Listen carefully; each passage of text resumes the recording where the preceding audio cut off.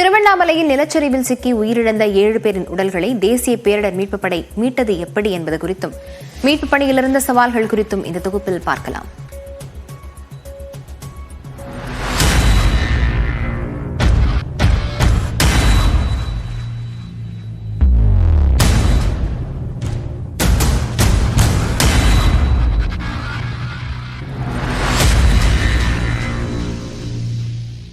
திருவண்ணாமலை தீபமலையில் மண் சரிந்து விபத்து ஏற்பட்ட இடத்திற்கு சென்றபோது அங்கு நிலைமை எப்படி இருந்தது என மீட்பு பணிக்கு தலைமை தாங்கிய தேசிய பேரிடர் மீட்புப் படை lieutenant commandant Sridhar news 18 Tamil Nadu தொலைக்காட்சிக்கு விளக்கமாக எடுத்துரைத்தார்.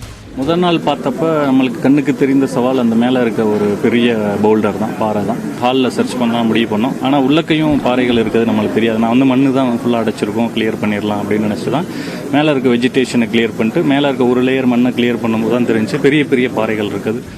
சம்பவ இடத்திற்கு ஜேசிபி இயந்திரத்தை கொண்டு செல்வதே கடினமாக இருந்ததாக அவர் குறிப்பிட்டார். நீங்கள் எல்லாருமே பார்த்துருப்பீங்க அந்த ஸ்ட்ரீட் எவ்வளோ நேரோவான ஸ்ட்ரீட்டுன்னு. ஸோ அதுக்கப்புறம் அதை டிஸ்ட்ரிக்ட் அட்மினிஸ்ட்ரேஷன் அதை கிளியர் பண்ணி ஒரு அங்கன்வாடி அப்புறம் ஒரு வீடு, அதை 2 வீட்டையுமே கிளியர் பண்ணி இடிச்சிட்டு அந்த வீட்டு வழியாக தான் ஜேசிபி மேலே எடுத்துகிட்டு வந்தாங்க. ஸோ இந்த மீன்வயல் டைம் வேஸ்ட் பண்ண வேணால் நம்ம கிச்சன் சைடை கிளியர் பண்ணியாச்சு. மீன்வயல் ஜேசிபி வந்தோடனே ஜேசிபியில் ஹால் சைடு நம்ம சர்ச் பண்ண ஆரம்பிச்சோம். ட்ராயிங் ரூமில் ஹால் சைடில் பவுல்டர் எடுத்தோடனே கௌதமனோட முதல் உடல் நம்மளுக்கு கிடச்சிது.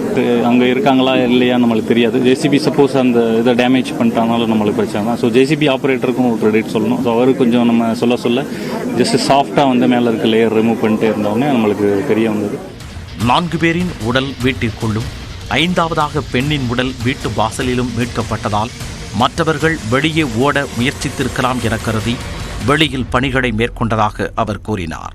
ஒரு சின்ன கெஸ் பண்ணோம், வாசல்லேருந்து வெளியே ஓட ட்ரை பண்ணியிருந்தாங்கன்னா வெளியே அந்த ஸ்ட்ரீட்டில் நம்மளுக்கு கிடைக்க வாய்ப்பு இருக்குன்னு. ஸோ அதே மாதிரி வெளியே ஓட ட்ரை பண்ணியிருக்காரு ராஜ்குமாருங்கிறவர். வெளியே ஏறியிருக்காரு, வீட்டை விட்டும் வெளியே வந்துட்டார். வெளியே 3-4 ஃபீட்டுக்கு கீழே வந்திருக்காரு. கீழே வந்தோடனே அங்கேயும் நம்மளுக்கு கிடைச்சது. அப்புறம் அந்த பொண்ணு ராஜ்குமார் அவர்களுக்கு முன்னாடியே அவங்க ஓடியிருக்காங்க.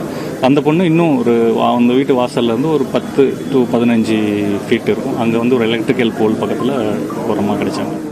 சேரும் சகதியுமாக தேங்கியதால் 7 பேரும் தப்பிக்க முடியாமல் போனதாகவும் தேசிய பேரிடர் மீட்புப் படையின் லெப்டினன்ட் கமாண்டன்ட் ஸ்ரீதர் தெரிவித்தார். டீம் விழுப்புரம் ஃப்ளட்டில் ஆல்ரெடி ஒர்க் பண்ணிக்கிட்டு இருந்த டீமை நம்ம டைவர்ட் பண்ணிட்டோம் நைட்டாக. அவங்க அன்றைக்கி ஃபுல் டே ஒர்க் பண்ணிட்டு தான் ரெஸ்ட் எடுக்க போயிருந்தாங்க ரூமுக்கு. ஸோ இமீடியட்டாக நம்ம அவங்க இந்த டீமை திருவண்ணாமலைக்கு மூவ் பண்ணிட்டோம்.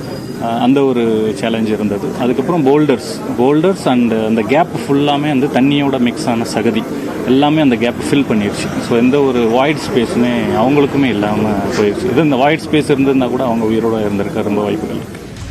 குறுகலான இடம் என்பதே மிகப்பெரிய சவால் என மீட்பு பணியில் ஈடுபட்ட வீரர் குறிப்பிட்டார். Difficulty is very congested first of all, and one big boulder was just in the top position, so it was very risky. During our operation it may slip down.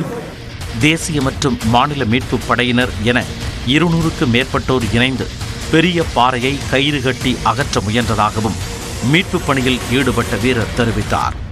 இந்த பெரிய பெரிய பாறைகள் இருந்தது ரொம்ப சிரமமாக இருந்துச்சு. முதல் நாள் நாங்கள் ரெஸ்கியூ பண்ண ஆரம்பிக்கையில் பார்த்தீங்கன்னா அந்த பாறைகளை மெனுவலாகவே நாங்கள் அதை எடுக்கிறதுக்கு ட்ரை பண்ணினோம். கயிறுகள் கட்டி இழுத்தோம். அதுக்கடுத்து பார்த்தீங்கன்னா கொஞ்சம் முடியாத ஒரு சுச்சுவேஷன் ஆகையில் ஜேசிபி மூலமா அந்த இதுகளெல்லாம் பாறைகள் எல்லாம் அகற்றிட்டு அப்புறம் ரெஸ்கியூ ஆரம்பிச்சோம்.